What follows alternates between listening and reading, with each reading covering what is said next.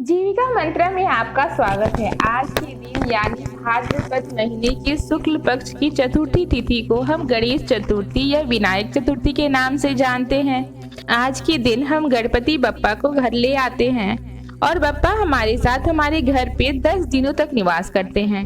गणेश जी को हम विघ्नहर्ता, सिद्धि विनायक, एक दंत, गणपति, वक्रतुंड, गजानन अनेक नामों से जानते हैं। हमारे गणपति बप्पा अपने पिता भोलेनाथ की तरह ही बहुत ही कोमल हृदय के हैं। अगर उनकी कृपा किसी पर हो जाए तो उसका जीवन सुखमय हो जाता है। कहा जाता है कि इनको खुश करना बहुत ही आसान है। वैसे तो कहा जाए तो गणपति को हम अपना दोस्त मान सकते हैं। आपको तो पता ही होगा कि रक्षाबंधन के दिन हम सभी बहनें सबसे पहले गणपति को ही राखी बांधते हैं, यानी यह हमारे भाई भी हुए। तो इस तरह गणपति हमारे भाई और दोस्त की तरह हैं और इनको प्रसन्न करना भी बहुत आसान है। अगर इनकी पसंदीदा चीजों की बात की जाए तो दूरवा, मोदक, लड्डू, स्वादिष्ट पकवान यह सब इन्हें बहुत पसंद है। एक पौराणिक कथा के अनुसार इन्हें भोजन करना इतना पसंद है कि कुबेर का भोजन भंडार भी उन्होंने खाली कर दिया था। आपको गणेश चतुर्थी की यह कथा जाननी है तो आई बटन पर क्लिक करके सुन सकते हैं। लेकिन आज की वीडियो में हम यह जानेंगे कि जब हम गणपति जी को इतनी प्रसन्नता से घर लेकर आते हैं, फिर 10 दिन बाद इसका विसर्जन क्यों कर देते हैं। साथ ही गणेश भगवान को दूर्वा इतना पसंद क्यों है, मतलब दूब घास में ऐसी क्या बात है कि गणपति को दूर्वा चढ़ाया ही जाता है। तो आइए जानते हैं। महाभारत की कथा को जब लिपिबद्ध करने की बात आई तो ब्रह्मा जी ने वेद व्यास जी को यह दायित्व दिया। अब वेद व्यास रचयिता तो बन गए, पर इस सबसे बड़े महाकाव्य को लिखने के लिए कोई ऐसा ज्ञानी चाहिए था जो वेद व्यास के शब्दों को ज्यों का त्यों लिखे। इस कार्य के लिए वेद व्यास जी ने बुद्धि के देवता श्री गणेश से आग्रह किया। अब गणेश जी ने एक शर्त रखी कि अगर मैं महाभारत लिखूंगा तो एक पल का भी विराम नहीं लूंगा। अतः परिस्थिति यह थी कि अगर श्री गणेश को लेखन कार्य दिया गया तो वेद व्यास जी को अपने वाणी पर एक पल का भी विराम नहीं लगाना था, और हुआ भी ऐसा ही। वेद व्यास जी ने लगातार 10 दिनों तक महाभारत का वर्णन करते रहे और श्री गणेश ने उसे लिखना प्रारंभ किया। लिखने की गति इतनी तेज थी कि कलम ही टूट जाते थे। तब गणेश जी ने अपने दाहिने दांत को तोड़ा और उससे लिखना प्रारंभ कर दिया। यह लेखन कार्य पूरे 10 दिन तक चलता रहा। इस प्रक्रिया में जब वेद व्यास थक जाते तो वह कोई कठिन श्लोक बोल देते, जिसे समझने में गणेश जी को कुछ पल लग जाते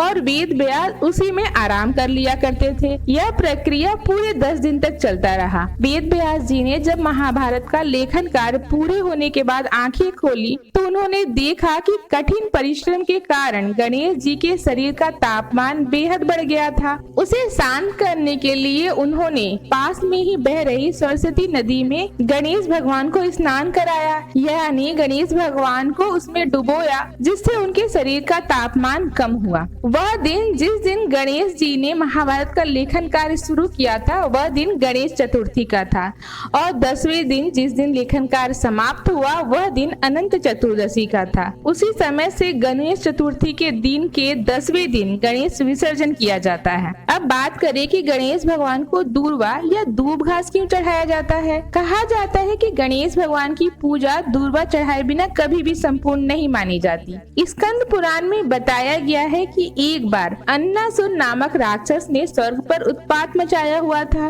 वह आंखों से आग निकालता, सब कुछ भस्म कर देता। सभी देवता घबरा गए। इस पर गणेश जी ने सभी देवताओं को आश्वासन दिया कि वे राक्षस से युद्ध कर उन्हें पराजित करेंगे। युद्ध के मैदान में अन्नासुर ने भगवान गणेश पर अग्नि के गोले से आक्रमण करना शुरू कर दिया। तब भगवान गणेश ने अपना विराट रूप दिखाया और राक्षस को निगल गए। राक्षस को निगलने से भगवान गणेश को अपने अंदर गर्मी के कारण बेहद बेचैनी होने लगी। तब चंद्रमा मदद के लिए आगे आए और गणेश जी के सर पर खड़े हो गए। इससे भगवान गणेश का एक नाम भालचंद्र भी पड़ गया, लेकिन इससे भी उनको शीतलता का अनुभव नहीं हुआ। इस प्रकार सभी देवताओं ने गणेश भगवान की मदद करने का प्रयास किया। भगवान विष्णु ने गणपति को अपना कमल पुष्प दिया।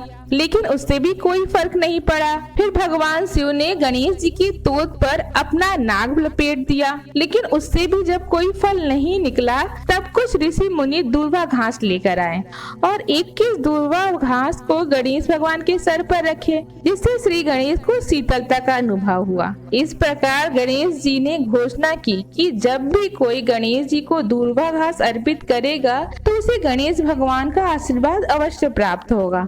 मित्रों, आपको हमारे द्वारा दी गई जानकारी कैसी लगी? अगर अच्छी लगी है तो प्लीज वीडियो को लाइक कीजिए, कमेंट कीजिए और यह जानकारी औरों तक भी पहुंचाइए। और साथ ही आप अगर हमारे चैनल पे नए हैं तो हमारे चैनल को सब्सक्राइब करके जाइए। धन्यवाद।